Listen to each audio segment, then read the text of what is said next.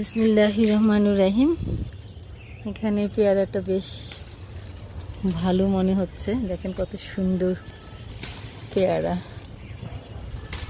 মাশাআল্লাহ কি সুন্দর দেখতে।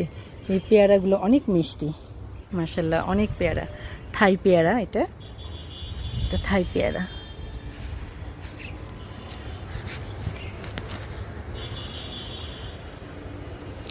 ড্রাগন গাছে কাজ করেছি, দেখেন কিভাবে আঁচড় লেগেছে।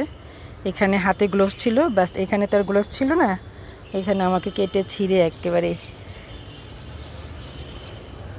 বিসমিল্লাহির রহমানির রহিম। আসো, তুলেই নেই তোমাদেরকে। মাশাআল্লাহ আজকে অনেক পেয়ারা তোলা যাবে মনে হচ্ছে। পেয়ারাগুলো তুলে যেটা করব, গাছে একটু খাবার দিলাম এখন, হালকা পাতলা খাবার।